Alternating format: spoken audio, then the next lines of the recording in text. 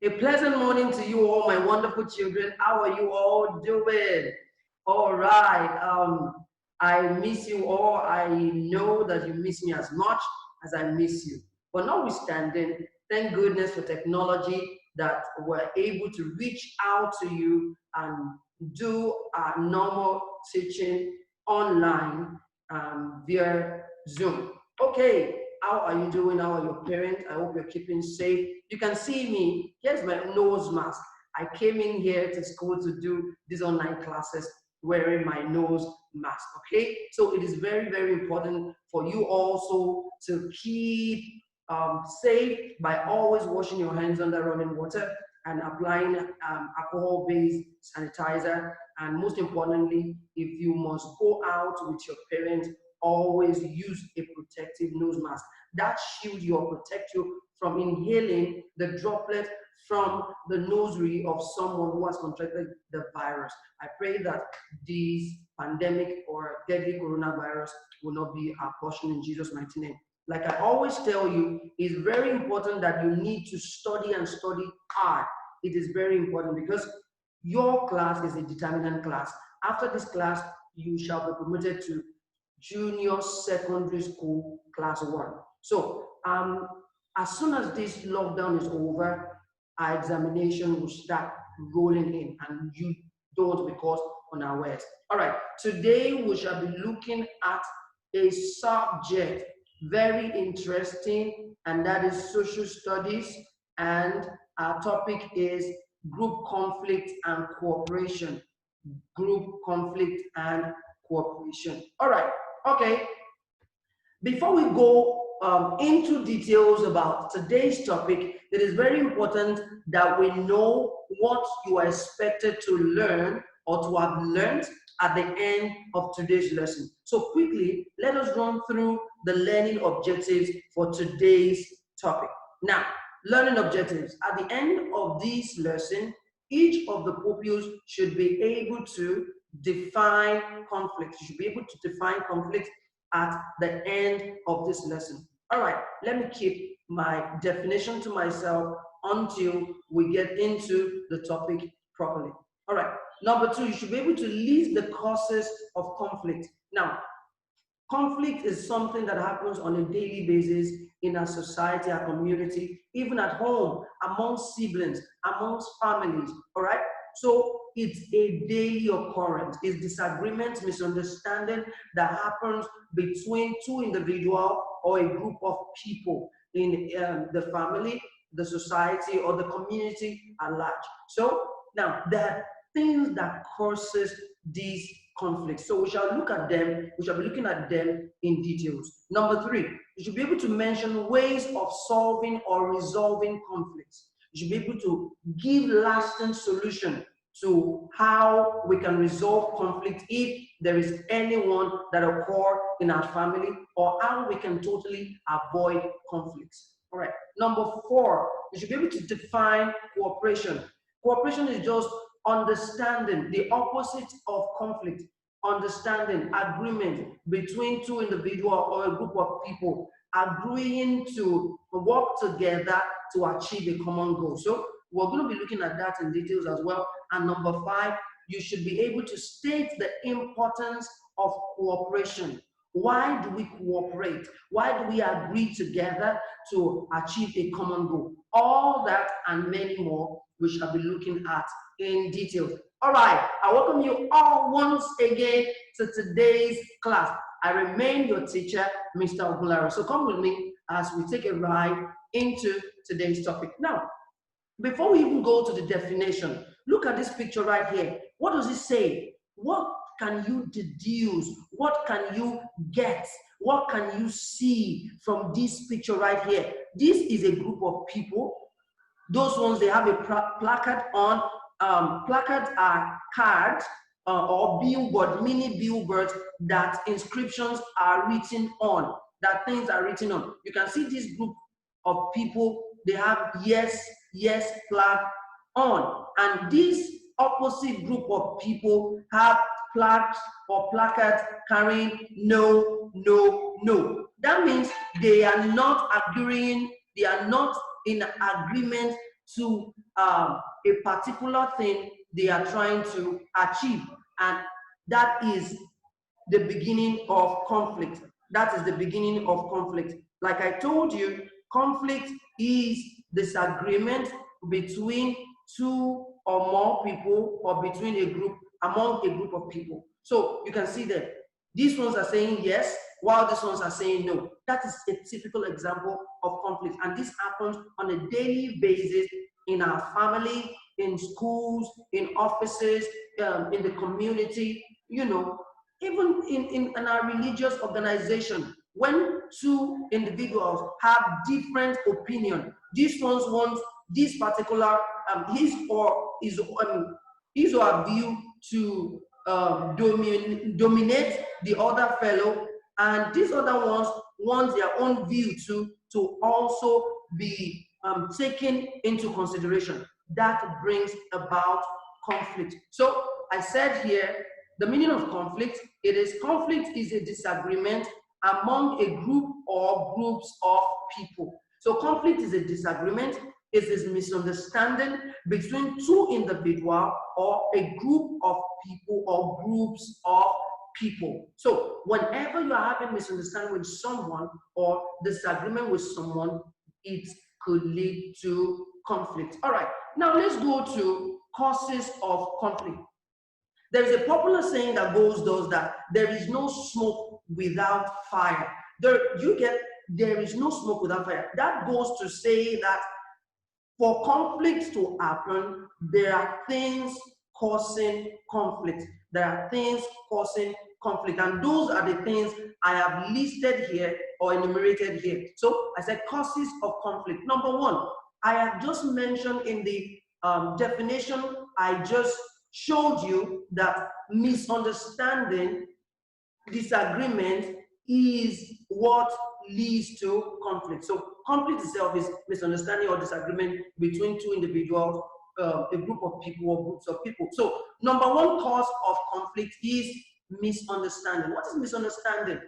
When two individuals do not seem to understand each other, when they are having different views or different outlook on a particular topic or a particular thing. For instance, I give you this happens at home. You're watching the TV, all right? You wanted to watch Disney Junior, while your younger ones or your older siblings want to watch what's this other one? Maybe Jim Jam. Okay. Now, if you guys do not come to an agreement, like for example, all right, Timmy, give me 30 minutes. As soon as I'm done watching my own program on Disney Junior, you will have your own time to watch your own Jim Jam. Now, this could lead to conflict if the two individuals do not seem to come to agreement or conclusion. This person will say, no, I want to watch Disney Junior. This one will say, no, I want to watch Jim Jam. Disney Junior, Jim Jam, Disney Junior, Jim Jam.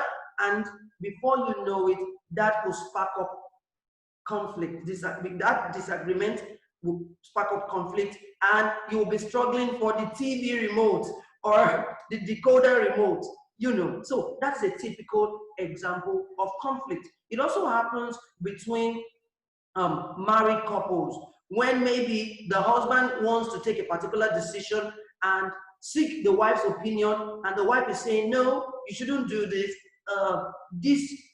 let's have it this way, and the husband says, no, we have to have it my own way. If they don't come to agreement, or they don't come to an agreement, they don't come to a reasonable conclusion, you know, and both parties shift grounds and meet at a middle point, it will cause conflict. Another one is individual differences. Yes, we are created differently, and it is the difference in our individuality that brings about the beauty of life, that brings about the beauty in our coexistence, in our living together as human beings, all right? I am different in my character and in my morals. Somebody else's is different. I don't expect someone else to act exactly the way I act or to reason the way I reason. All right? That would be boxing human being or putting human being in a box. And that is not how we are created. So our individual differences in the way we reason, in the way we do things, always lead sometimes into conflict if we don't reach an understanding or an agreement, or both parties shift ground. These individual differences leads to conflict. Don't forget, we are from different backgrounds, different family, we are raised differently, we are from different cultural background as well. I am Yoruba, some of you are Igbo, some people are Hausa, but that is not to say that the fact that we come from different tribes, we cannot unite, we cannot come together and have a peaceful coexistence and have a peaceful living together as an individual. So individual differences is another cause of conflict. Another one is cultural differences. I just mentioned that we have the major, there are three major tribes in Nigeria. That is Yoruba, Igbo, and Hausa. But that is not the only language or the only tribe that exists in Nigeria. For instance, we have over 300 languages spoken in Nigeria alone. Over 300 languages. Now, tell me how we are going to understand each other perfectly. Even twin, a set of twins that are given birth to on the same day, who live in their mother's womb, like from the first month to 9 months, they don't do the same thing. They reason differently. All right? Do you get it now? So cultural differences is another cause of conflict. Another one is clash of interest. I think I've mentioned that in my explanation. When you're having a different opinion, someone else is having a totally different opinion from yours. And when you do not agree on this particular opinion, when you do not come together and look at your views, right? Okay, let's do it this way, and the other party agrees to it. If that is not done, it will lead to conflict. So clash of interest is another cause of conflict. Another one is religion intolerance. We have talked about it. We have taught the topic religion intolerance, and we have learned it. We said religion intolerance is the inability of a particular religion to accept the other religion, or the inability or the act of seeing one's religion as the ultimate, as the best, is an act of seeing your own religion as the supreme religion, as the ultimate religion, as the only religion. As a result of that, you do not want to learn, you do not want to hear about any other religion, and you go all out to castigate, to condemn, and say all sorts of insightful words against other religion. For instance, I'm a Christian, okay, and I should tolerate other people who are practicing other religion. I have Muslims as friends. Other people from other religion also live in the same community and environment as we do, and so we should not discriminate. Like we learned in home economics, gender discrimination. You know, we should not discriminate. We should not condemn. We should not say hateful words to people practicing under religion. You shouldn't say, accept Jesus Christ or I'll kill you, or accept Allah or I'll kill you. No, that is what is causing most of the killings and the violence that is happening across the world. Religion is as a result of religion intolerance. So if we tend to tolerate one another's religion, we try to, okay, and although I'm a Christian, you are a Muslim, but we are human beings. Blood flows through our vein. It does not make, your religion does not make you a less human being, all right? So we should accommodate each other and tolerate one another. And that way, it will reduce the conflict that happens in our society. All right, another one is politics. That one is, now, most people see politics as a deadly game or a do or die affair. For instance, I'm contesting for the seat of presidency. I want to be the president of this great country. You are saying, like I used to tell you, yes, you'll be so surprised. Yes, you are saying, Mr. Ogularu is a lie. Don't worry, you will see me become the president, yes, of this great country. So if I am contesting as intending president for this great country, Nigeria, right, I should play by the rules. I should play fairly. I shouldn't have to step on toes, kill people just to get to power.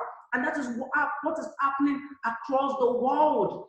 We have taken politics to be a do or die affair. I must get there. And if I don't get there, nobody will.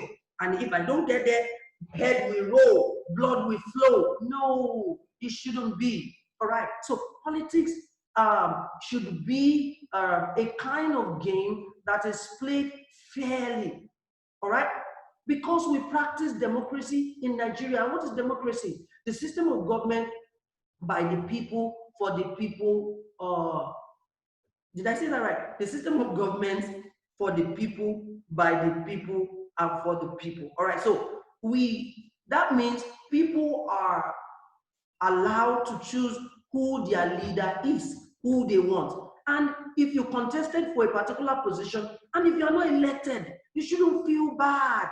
You shouldn't kill people. You shouldn't therefore go to the street and hire thugs to cause chaos, to kill people and destroy lives and properties. Okay? So this is another major cause of conflict. Another one is sports. That one, we should have the spirit of sportsmanship. What is the spirit of sportsmanship?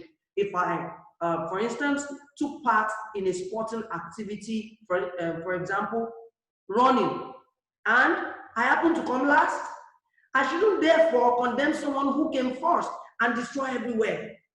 Just like we recently had our entire sport.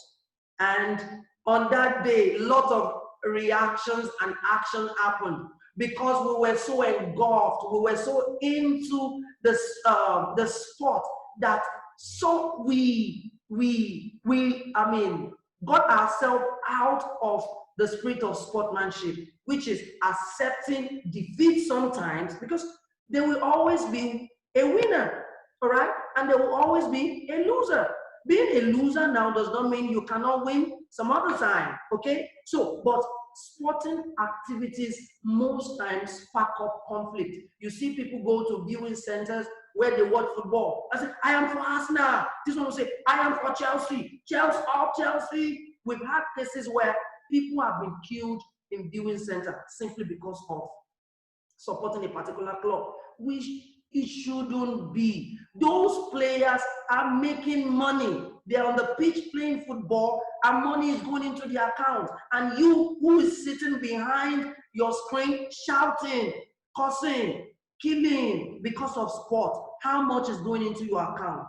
Let us have a rethink, because we are human. We should be our brother's keeper. We should look after one another and not kill, not hate because of sport. It's just a game.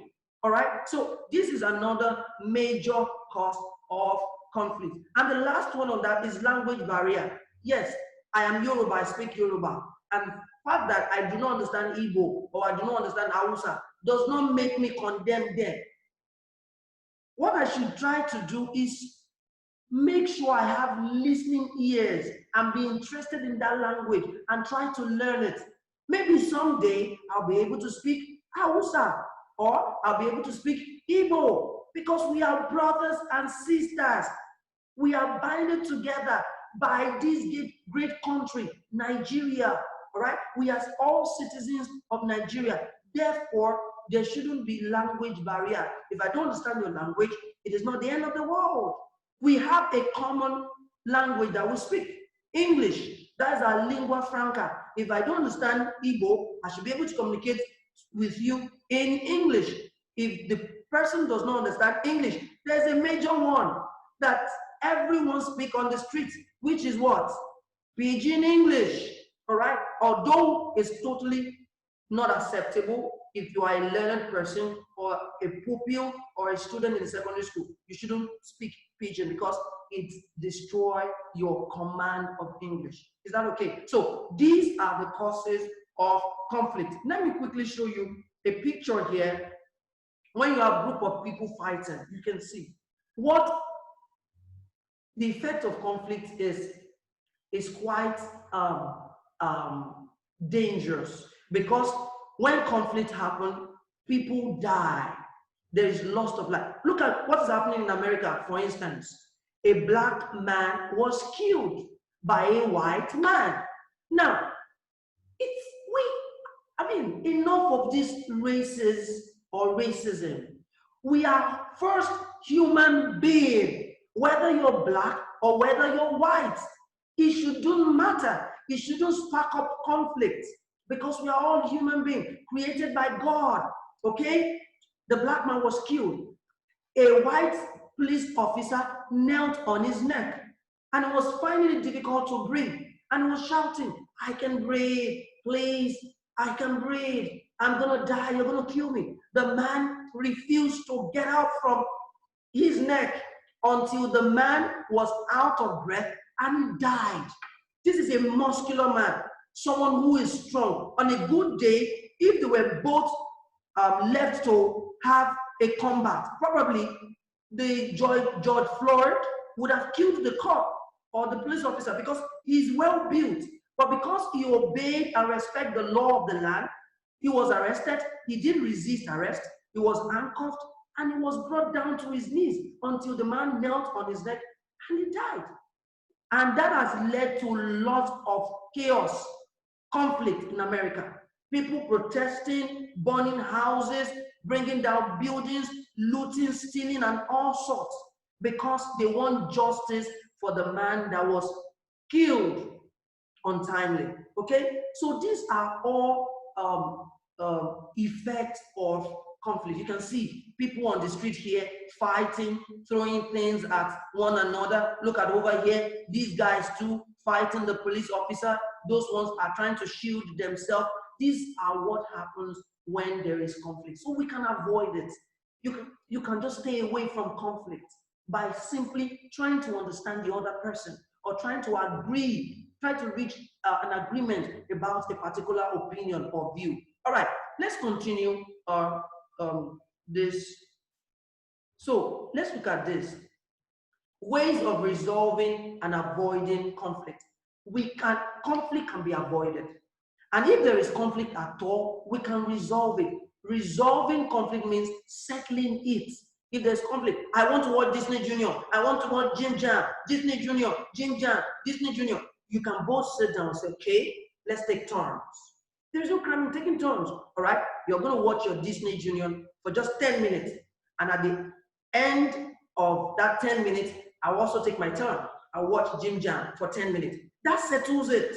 That is a simple resolution, all right? That's a simple understanding. And you guys take turn, and you find out that between the interval of 10 minutes, you are switching from Disney Junior and Jim Jam, and that's it. If daddy wants, oh, we want to move out of where we're living, we are going to Banana Island, and mommy says no, instead of going to Banana Island, let's go and complete our house that we are building somewhere else. Daddy say no, we must go. Mommy say no, we have to go and complete our house. They can simply reach a conclusion, say, okay, let's sit at the round table, let's dialogue, don't you think going to Banana Island would be quite expensive? That money we would have saved and invested on our property that we're building, and in no time we would be landlord, our own house owner. Daddy will now reason and say, okay, my wife, you are right. Let's take to what you have said. You see, that is a peaceful resolution. So let's quickly go through the ways of resolving or avoiding conflict. One, you have to be tolerable. You have to be tolerable. What does it mean to be tolerable? Now, learn to accommodate people. That's being tolerable. Learn to accept people as yourself. That the Bible says, if you're a Christian, the Bible says that we should love everyone just as we love ourselves. And if we do this, these things are practicable. There are things that we can do. If you love everyone as you love yourself, we will not have conflict. We will not kill one another. We will not hate. We will not say hateful words to one another. So if we love someone else like you love yourself. So let us be tolerable, let us be accommodating and understand each other. Another one is understanding. Yes, if you have simple understanding, no matter how difficult the argument or how heated up the argument is, do you know that you will resolve it because of your simple understanding? And that is what is lacking mostly in homes, even in our offices, in our school. We lack understanding. If we have better understanding, we won't result into conflicts. Next one is constant dialogue and communication.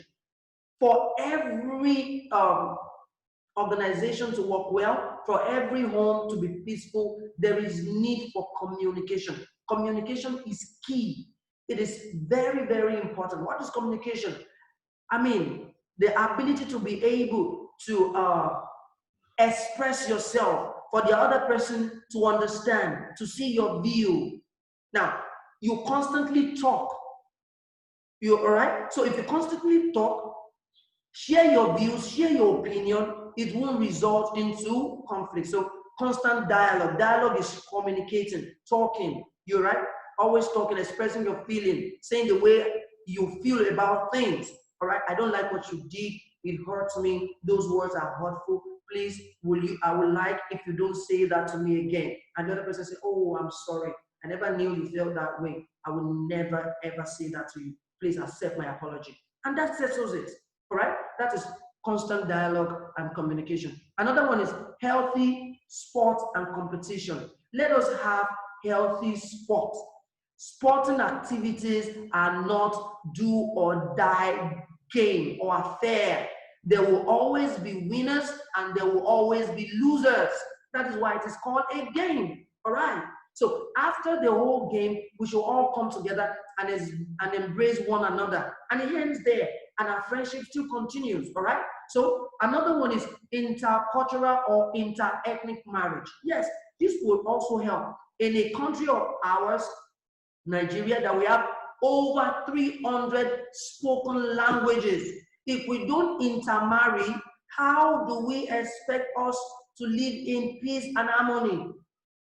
Yoruba should marry Hausas. Hausa should marry Igbo. That's what we call inter-ethnic marriage. Marriage between people from different ethnic group. Marriage between people from different ethnic group. Yoruba marrying Hausa man marrying Igbo man, and like that. Different tribes marrying themselves. That way, we would resolve and avoid conflicts. All right?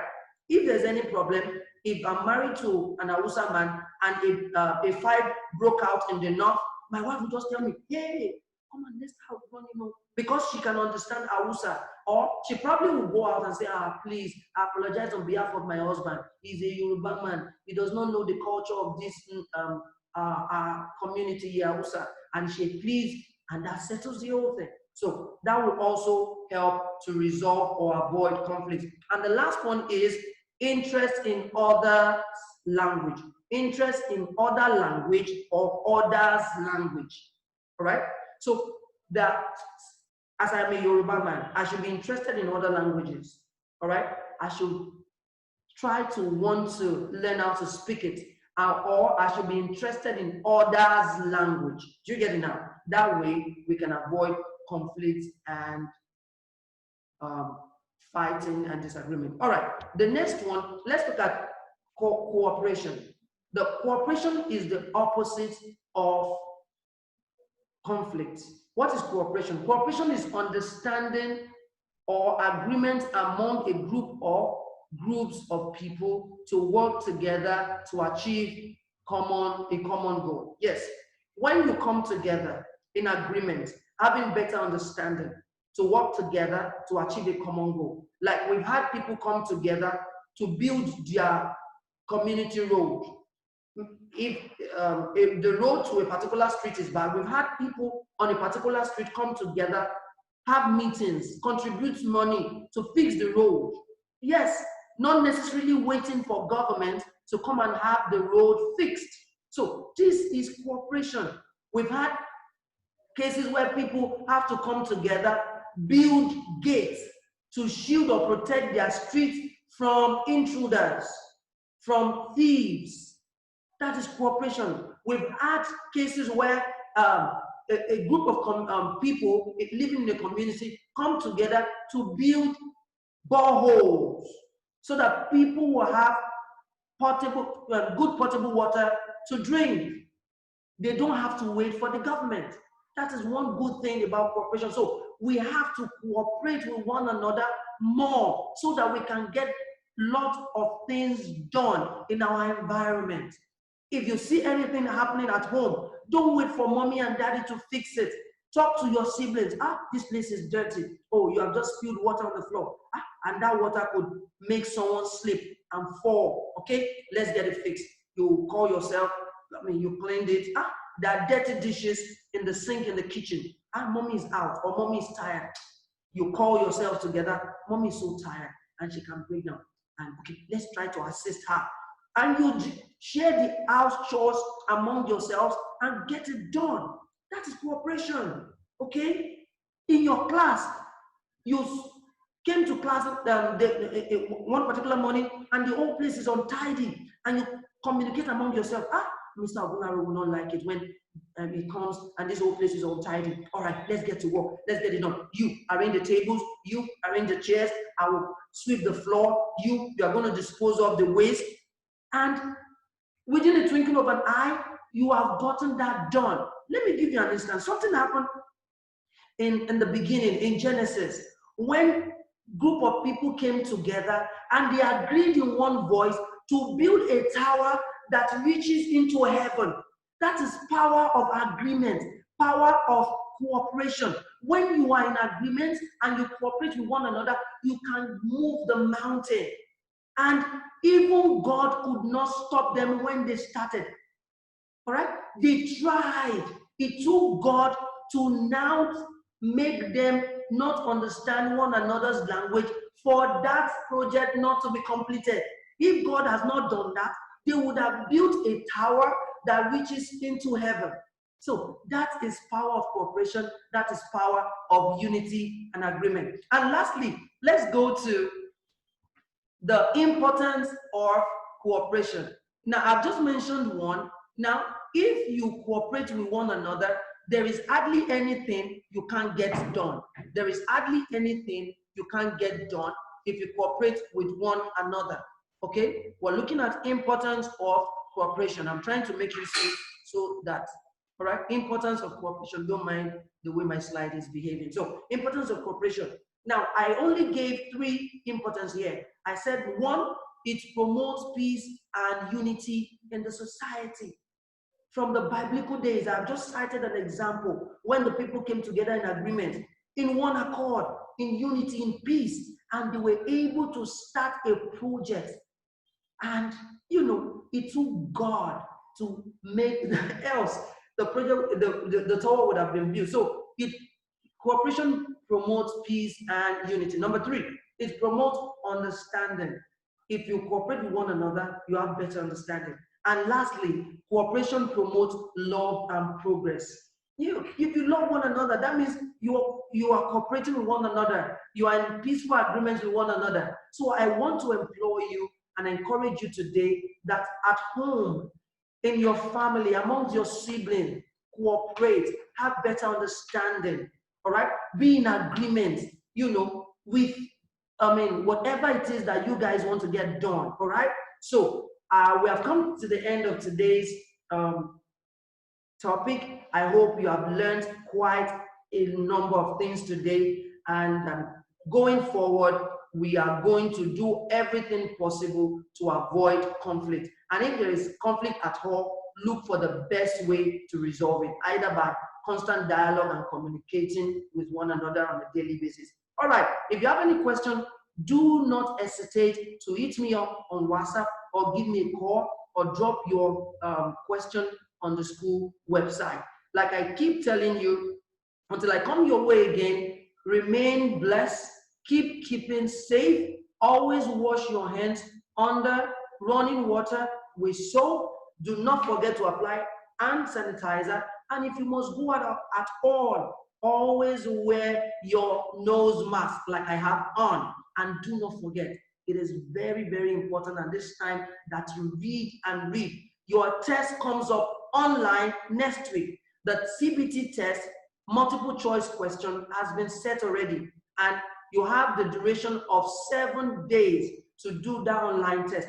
If you have not been going through the video, now is the time for you to do so, so as to help you to be able to answer the question in the CBT test, as well as prepare yourself for your external examination. And as you continue to study hard, the Lord will give you wisdom, knowledge, and understanding. Until I come your way once again on this medium, I remain Mr. Ogunlaro. Love you all. Bye for now.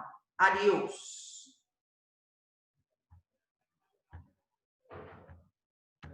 Adios.